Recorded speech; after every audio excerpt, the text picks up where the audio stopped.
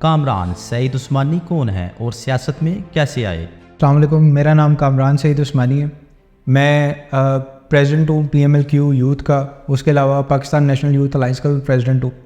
میں نے اپنے سفر کا آغاز 2013 میں جمہوری وطن پارٹی یوتھ کے لاہور کے صدر کے طور پہ شروع کیا تھا، اور ریسپیکٹیولی 10 سال سے ہم لوگ یوتھ امپاورمنٹ پہ، یوتھ انیشیٹوز کافی ہم لوگوں نے سٹارٹ کیے، اس پہ کام کر رہے ہیں۔ اور ہمارا بیسک موٹو یہ تھا کہ یوتھ کو ہم اس قابل بنا سکیں کہ وہ ہر طرح کے اندرونی بیرونی فرسٹ آف آل پروپیگنڈاز جو پاکستان کے خلاف، اسلام کے خلاف یا ہمارے معاشرے کے خلاف ہو رہے ہیں، ان کو سمجھیں، انہیں ڈیفینڈ کر سکیں۔ اس کے علاوہ سیلف ارننگ پروگرامز ہم لوگوں نے سٹارٹ کیے، جس سے یوتھ جو ہے وہ سیلف ارن کر سکے، بنسبت اس کے کہ نوکریوں کے پیچھے بھاگیں، وہ اس قابل ہو جائیں کہ فری لانسنگ سے یا سیلف ارننگ سے اپنی روزگار کما سکیں۔ اس کے علاوہ پاکستان کے اندر جتنے بھی سوشل اکنامک ایشوز تھے یا پھر پولیٹیکل ایشوز تھے، انہیں ہم لوگوں نے بالکل ایک نیوٹرل جگہ پہ کھڑے ہو کے ایڈریس کیا، جس میں پاکستان کے اندر ٹک ٹاک کو بین کرانا تھا۔ LGBTQ کے حوالے سے جو ٹرینڈ چلا، پاکستان کو ہم جنس پرستی کی طرف دھکیلنے کی کوششیں کی گئی ایک سوشل میڈیا پلیٹ فارم کی طرف سے، جس وجہ سے ہم نے اسے بین کرایا۔ اس کے بعد پاکستان بنگلہ دیش فرینڈشپ کیمپین کو پاکستان کے اندر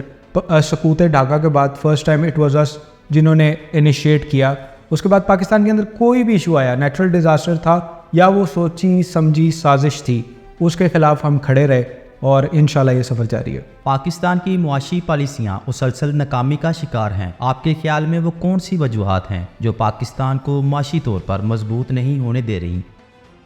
دیکھیں، سب سے پہلے تو اکنامک پالیسیز جو ہے ان کا تسلسل بڑا ضروری ہے، اور اس کے بعد پھر کہ آپ کی جو فارن پالیسیز ہیں ان کا تسلسل بہت زیادہ ضروری ہے۔ جب آپ کی اکنامک پالیسیز جو ہے شارٹ ٹرم کے لیے ہوتی ہیں تو آپ بہت سے بحرانوں کو فیس کرتے ہیں، آپ صرف اگلے 6 مہینے یا سال کا سوچ رہے ہوتے ہیں، تو پھر جو ہے وہ آپ کے لیے چیزیں مشکل ہو جاتی ہیں۔ اور جب فارن پالیسی میں بھی اسی طرح ہے، جب آپ اپنے اگلے 6 مہینے یا سال کا ہی سوچیں گے، اب کوئی لانگ ٹرم آپ کی پلاننگ نہیں ہوگی فارن میں یا اکنامک میں، تو پھر اس طرح کے پرابلم ہوں گے۔ تو کاف لیگ کا مین جو ہمارا فوکس ہوگا وہ یہ ہوگا کہ ایٹ لیسٹ جو ہے اکنامک پالیسی وہ لانگ ٹرم ہونی چاہیے، کوئی اگلے 10 سال کی، 20 سال کی، کہ جی پاکستان کی فکسڈ اکنامک پالیسی جو ہے وہ یہ ہوگی، اور فکسڈ جو فارن پالیسی ہے وہ یہ ہوگی۔ کیونکہ بار بار جب آپ بلاکس چینج کرتے ہیں، کبھی آپ چائنا کے بلاک میں ہیں، کبھی آپ امریکہ کے بلاک میں، اس سے بھی براہ راست آپ کی اکانومی میں فرق پڑتا ہے۔ جیسے آپ نے دیکھا کہ سی پیک جب چل رہا تھا تو بہت سے انویسٹرز جو ہیں وہ پاکستان کی طرف، پاکستان کا رخ کرنے کو تیار تھے، اور ایون انہوں نے تیاریاں بھی کر لی تھی انویسٹمنٹ کرنے کے لیے،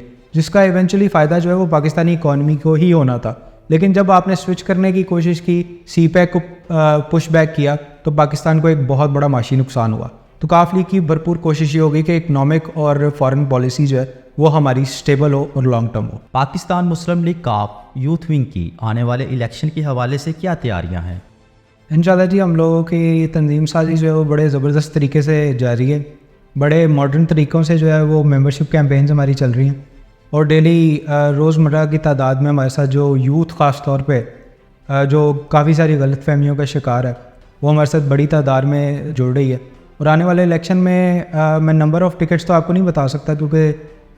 کور کمیٹی جو ہے وہ پارٹی کی وہ ڈیسائیڈ کرتی ہے، لیکن ایک بہت بڑی تعداد جو ہے وہ کاف لیگ یوتھ کی جو ہے وہ الیکشن اس دفعہ کنٹیسٹ کری ہوگی all over the Pakistan, KPK، Sindh, Balochistan اور پنجاب میں۔ ایک سیاسی ورکر پارٹی اور ملک و ملت کی ترقی میں کیا کردار ادا کر سکتا ہے؟ دیکھیے، سب سے پہلے کسی بھی پولیٹیکل پارٹی کو جوائن کرتے ہیں آپ، چاہے کاف لیگ کو کرتے ہیں، PMLN کو کرتے ہیں، پیپلز پارٹی کو کرتے ہیں، PTI کو کرتے ہیں، کسی کو بھی کرتے ہیں، سب سے پہلا جو ایک پولیٹیکل ایکٹیوسٹ کا یا پھر ایک عام شہری کا فرض ہے وہ یہ نہیں ہے کہ خود کماؤ، بچوں کو کھلاؤ اور مر جاؤ۔ ہمارا اس ٹائم پہ ملک جس طرح کے معاشی اور خاص طور پہ اخلاقی بحران کا شکار ہے، ہم لوگوں کے لیے سب سے زیادہ ضروری یہ ہے کہ ہم اپنے سوشل اور جو اکنامک ایشوز ہیں ان کو مل جل کر جو ہے وہ سارٹ آؤٹ کریں۔ میرا ہمیشہ سے یوتھ کے اندر یہ پیغام رہا ہے، ہم نے ہر طرح کے سوشل اور اکنامک ایشو پہ آواز اٹھائی ہے، خواہ وہ کیا کہتے ہیں ٹک ٹاک ہو، LGBTQ کی وجہ سے جسے ہم نے 8 ماہ کے لیے بند کرایا وہ، پاکستان بنگلہ دیش فرینڈشپ ہو، چاہے وہ کووڈ کے اندر راشن بانٹنا ہو، چاہے وہ کیا کہتے ہیں فلڈ ریلیف آپریشنز کرنا ہو، یا جو ریسنٹلی بھاولپور یونیورسٹی کا واقعہ ہوا اس میں آواز اٹھانے سے لے کے حکومت کو اس چیز پہ باور کرانے تک کہ کیا کیا چیزیں جو ہیں وہ اس کے سلوشن میں آ سکتی ہیں، ہم نے ہر چیز پہ کیا کہتے ہیں آواز اٹھائی اور کام کیا۔ یہی سیم کام جو ہے ہماری یوتھ کو کرنا چاہیے، تاکہ پولیٹیکلی، سوشلی، اکنامکلی، مورلی سب سے زیادہ ضروری ہے وہ ہم ایک اچھا جو ہے اور نیا معاشرہ جو ہے وہ تشکیل دے سکیں۔ آپ کے خیال میں بر وقت الیکشن کا انعقاد کتنا اہم ہے؟ الیکشن بالکل 100% جو ہے وہ ٹائم پہ ہونے چاہیے جی، اور اس میں کسی قسم کی کوئی دو رائے نہیں ہے۔ ٹھیک ہے، مسئلے مسائل اپنی جگہ ہوتے ہیں، لیکن جب ایک الیکٹڈ باڈی آتی ہے، عوام کی